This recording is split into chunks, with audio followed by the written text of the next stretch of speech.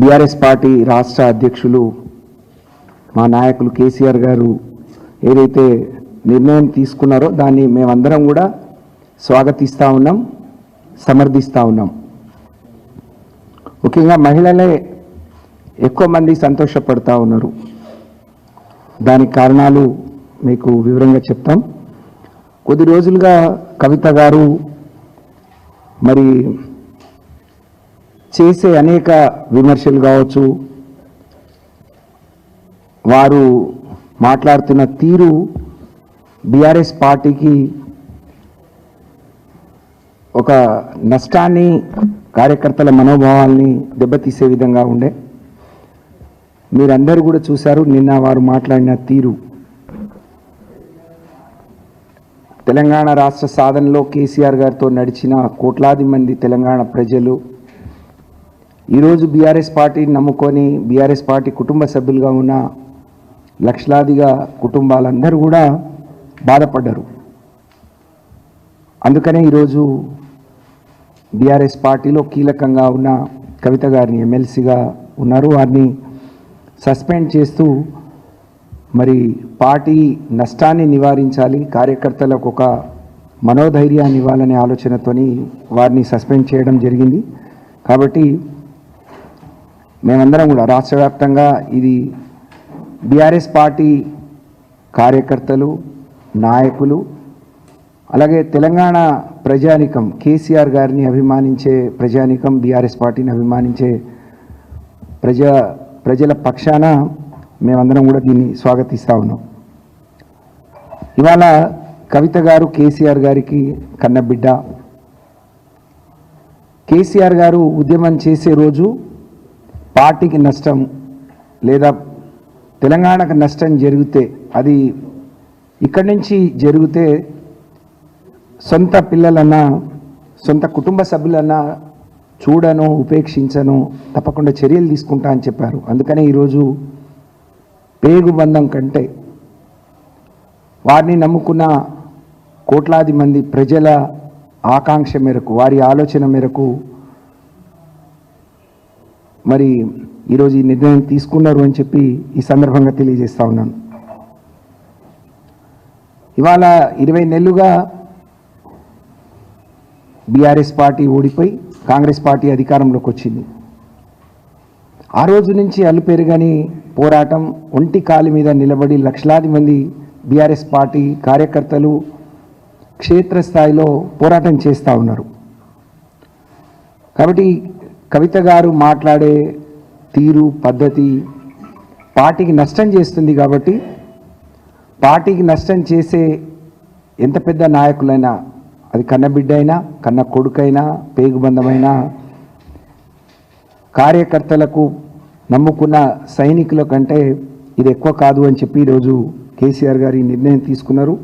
నిజంగా వారి నిర్ణయానికి మేమందరం కూడా మనస్ఫూర్తిగా హర్షిస్తున్నాం.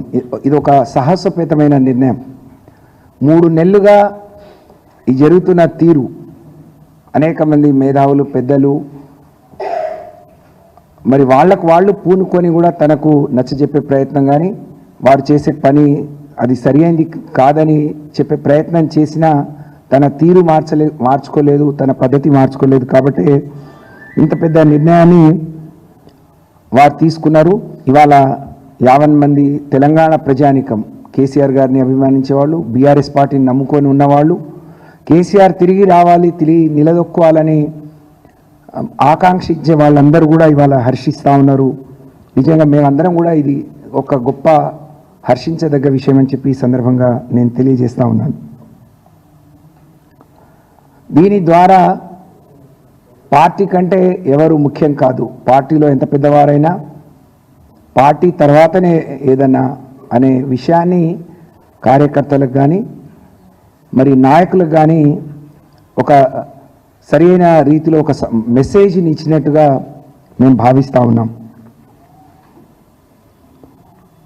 ఒకనాడు తెలంగాణ పోరాటం మొదలైనప్పటి నుంచి మనం ఎక్కడ మాట్లాడినా అనేక మంది అమరులైనరు, అనేక మంది పోరాటాలు చేశారు. ఇవాళ తెలంగాణ సాధనలో తెలంగాణ 50 మందిని ఒక తాటి మీదకి తీసుకొచ్చి కరుడుగట్టిన ఆ రోజున్న కాంగ్రెస్ ప్రభుత్వం మెడలు వంచి కేసీఆర్ గారు చావు నోట్లో తలపెట్టి తెలంగాణని సాధించారు. సాధించుకున్న తెలంగాణను 10 ఏళ్ళు ఒక తండ్రి మనసుతో, ఒక కుటుంబ పెద్ద ఆ కుటుంబ బాగు కోసం, తన కన్న పిల్లల కోసం, సమాజంలో ఆ కుటుంబం గౌరవంగా ఉండాలని కోరుకున్నట్టే ఈ రాష్ట్రం దేశంలో అగ్రభాగాన ఉండాలి. అభివృద్ధి అంటే ఏదో మేడలు కట్టడం, రోడ్లు వేయటం కాదు. ప్రతి పేదవాడు సంతోషంగా ఉండాలి, కడుపు నిండా తినాలని ఆలోచించి వారు అనేక కార్యక్రమాలు తీసుకున్నారు.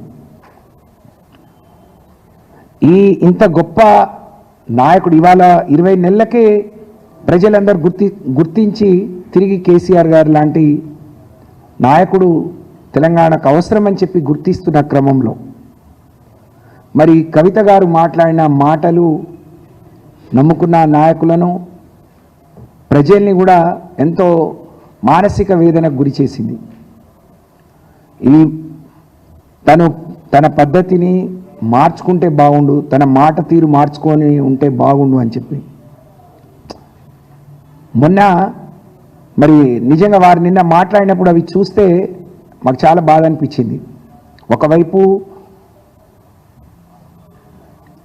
పార్టీలో కేసీఆర్ గారి తర్వాత కేసీఆర్ గారికి కుడి భుజం ఎడం భుజాలుగా మరి హరీష్ రావు గారు, కేటీఆర్ గారిని మేము అందరం భావిస్తాం. కొన్ని రోజులు కేటీఆర్ గారిని ఉద్దేశించి కొన్ని మాటలు మాట్లాడారు. నిన్న కొత్తగా మళ్ళీ హరీష్ రావు గారి గురించి వారు మొన్న అసెంబ్లీ జరిగిన తీరు చూసిన ప్రతి ఒక్కరూ కాళేశ్వరం కమిషన్, కాళేశ్వరం మీద అవినీతి జరిగిందని, ఆ అవినీతి జరిగిందని చెప్తూ దాన్ని ఎక్కడ నిరూపించుకోలేక 15 నెలలుగా వేసిన కమిషన్ కూడా ఒక స్పష్టంగా ఇది ఇక్కడ అవినీతి జరిగింది, ఇక్కడ తప్పు జరిగింది అని చెప్పలేని పరిస్థితిలో ఏం చేయాలో పాలుపోక ఒక్కరోజు మరి వాళ్ళ హైకోర్టులో మేము కేసు వేసిన తర్వాత హైకోర్టు ఏదైనా డైరెక్షన్ ఇస్తుందో, ఎక్కడ ఆగిపోతుందో, దీన్ని రాజకీయంగా వాడుకోలేమో, ప్రజల దగ్గరికి పోవటానికి ఇన్ని రోజులు కాళేశ్వరం అన్నారు ఏమైంది అని ఎక్కడ అడుగుతారో, కాబట్టి దీన్ని ఒక ఆయుధంగా చూపించాలని చెప్పి సిబిఐకి ఇచ్చింది కాంగ్రెస్ పార్టీ, రేవంత్ రెడ్డి గారి సర్కారు. దాంట్లో ఏం లేదు, కొండంతోవి ఎలుకను పట్టినట్టుగా ఉండే. ప్రజలందరూ కూడా తూ అని ఒక్క హరీష్ రావు గారే ఒంటి చేత్తో బ్యాటింగ్ చేస్తూ 10 మంది మంత్రులు 33-34 సార్లు ఇబ్బంది పెట్టినా, ఆటంకపరిచినా చాలా బ్రహ్మాండంగా సమాధానం చెప్పి అందరూ నోళ్లు మూయిస్తే అందరూ వావా అని పొగుడుతా అంటే దాన్ని ఇంకా మేము ఒక రకంగా అసెంబ్లీలో సాధించిన విజయాన్ని మేము అనుభవిస్తా అంటే మర్చిపోలేని పరిస్థితిలో తను ఇలా మాట్లాడటం అనేది తప్పకుండా తన వెనక ఇదెవరో ఉండి మాట్లాడిస్తున్నట్టు, పార్టీని నష్టం చేసే పనులు చేయిస్తున్నట్టుగా మేము భావిస్తూ ఉన్నాం. తను నిన్న మాట్లాడుతూ అన్నారు నేను తోలుబొమ్మను కాదు అని. కానీ 3 నెలలుగా తను మాట్లాడిన సిరీస్ అన్ని తీసి చూస్తే తనే అర్థం చేసుకోవచ్చు. ఎందుకంటే తను చాలా విద్యావంతురాలు, తెలంగాణ ఉద్యమంలో ఉంది. తెలంగాణ ఉద్యమానికి తను కూడా కలిసి ఆ రోజు మరి బతుకమ్మతో మహిళలందరినీ ఒక తాటి మీదకి తీసుకొస్తే ఈ తెలంగాణ ఉద్యమంలో సకల జనులు ఉద్యమం చేసిండ్రు. తెలంగాణలో ఉండే అనేక కులాలు, అనేక సంఘాలు, అనేక మంది ఉద్యోగస్తులు, అనేక మంది విద్యార్థులు, అనేక మంది అసూలు బాసి అనేక మంది చేసింటే తెలంగాణ వచ్చింది. అందరికీ అన్ని అవకాశాలు రాకపోవచ్చు, కానీ కవిత గారిని బ్రహ్మాండంగా కేసీఆర్ గారు మరి ఒకసారి పార్లమెంట్ గెలిపించి రెండోసారి మరి తను ఓడిపోతే మళ్ళీ తన్ని కౌన్సిల్లోకి తీసుకొని గొప్పగా గౌరవించుకున్న విషయం మనందరికీ తెలుసు. అందరికంటే ఎక్కువ మా నాయకుడి బిడ్డగా తప్పకుండా మాకు అందరికీ తనంటే చాలా పెద్ద గౌరవం. అందరం గౌరవించాం, తెలంగాణ ప్రజానికం గౌరవించింది. మా ప్రాంతానికి వస్తే కేసీఆర్ గారి బిడ్డ వస్తే కేసీఆర్ గారి లాగా ఆమెను కూడా చూడటానికి వచ్చారు. కానీ వాళ్ళ ఇచ్చిన గౌరవాన్ని, ఆమెకు వచ్చిన గుర్తింపును ఆమె దక్కించుకోలేకపోయింది. నిజంగా ఇంత చదువుకొని తనకి ఇంత అవగాహన ఉండి కూడా ఇవాళ ఎవరో ఇలా మాట్లాడటం అనేది చాలా మా అందరి మనసులు కలిచివేసింది. అందరు కార్యకర్తల మనోభావాలు దెబ్బతిన్నాయి. అందుకనే ఇలాంటి నిర్ణయం తీసుకున్నారు. మరి దీన్ని ఇవాళ మహిళాలోకం చాలామంది మహిళలు ఇంకా మేము చాలా రోజులుగా రాజకీయాల్లో ఉన్నాం కాబట్టి కార్యకర్తలు నాయకులు మాట్లాడతారు. అందులో మహిళలు రాజకీయాల్లో ఉన్నా లేకున్నా వాళ్ళ కుటుంబాలతో ఉన్న అనుబంధం ఏ పార్టీలో ఉన్నాయి వాళ్ళు చాలామంది ఒక మంచి నిర్ణయం తీసుకున్నారు, ఒక మంచి ఆలోచన చేసిందని చెప్పి హర్షిస్తూ ఉన్నారు.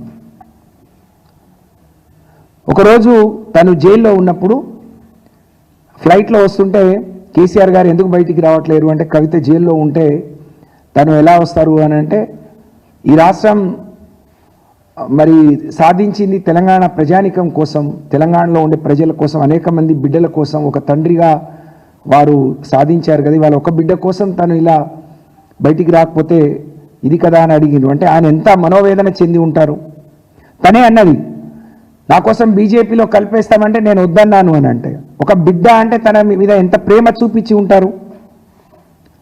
ఇవన్నీ మర్చిపోయి ఇవాళ పార్టీని కేసీఆర్ గారిని లేకుంటే హరీష్ రావు గారిని, సంతోష్ రావు గారిని, కేటీఆర్ గారిని లేకపోతే పార్టీని మరి పార్టీ ఉంటే ఎంత పోతే ఎంత అని మాట్లాడితే మరి పార్టీ ఇన్ని లక్షల మంది అభిమానించే పార్టీ, ఇన్ని కోట్ల మంది ఆదరించి నిలబెట్టిన పార్టీ, అటువంటి పార్టీ ఉంటే ఎంత పోతే ఎంత అని మాట్లాడితే అసలు నువ్వు ఉంటే ఎంత లేకపోతే ఎంత అనే పరిస్థితి ఈరోజు ప్రజలు ఆలోచించే, కార్యకర్తలు ఆలోచించే పరిస్థితి వచ్చింది అని అంటే దీనికి తను మాత్రమే బాధ్యురాలని చెప్పి తెలియజేసుకుంటూ ఇంత గొప్ప నిర్ణయం కన్న బిడ్డైన తన గుండెల మీద ఆడుకొని మరి తను నడక నేర్పిన బిడ్డ, తను అన్నీ నేర్పి ఇక్కడ వరకు నడిపించి తన బిడ్డ చాలా గొప్పగా ఉండాలని మనసులో ఎంత ఉన్నా ఇవాళ ఇలాంటి నిర్ణయం తీసుకోవటం అంటే పార్టీ ముందు కార్యకర్తల కంటే ఏది ఎక్కువ కాదు, బిడ్డ కాదు, కుటుంబం కాదు, నా పేగు బంధం కంటే నా పార్టీ బంధం, నా పార్టీతో నాతో కలిసి అడుగులేసిన కార్యకర్తలే ముఖ్యం, ప్రజలే ముఖ్యమనే కేసీఆర్ గారు ఏదైతే ఈ నిర్ణయం తీసుకున్నారో దాన్ని మేము మనస్ఫూర్తిగా స్వాగతిస్తూ మరి వారిని ఆ నిర్ణయాన్ని నిజంగా చాలా ఇది హర్షించేదగ్గ విషయంగా మరి తెలియజేసుకుంటూ ఇలాంటి గొప్ప నిర్ణయం తీసుకున్న నాయకుడు, అలాంటి నాయకుడితో కలిసి పనిచేయటం ఒక ఆడపిల్లలుగా మేము అదృష్టంగా భావిస్తూ మరి మీ అందరికీ మరొకసారి నమస్కారాలు తెలియజేస్తూ ఇప్పుడు పెద్దలు అక్క సునీత గారిని మాట్లాడాల్సిందిగా కోరుతా ఉన్నాను.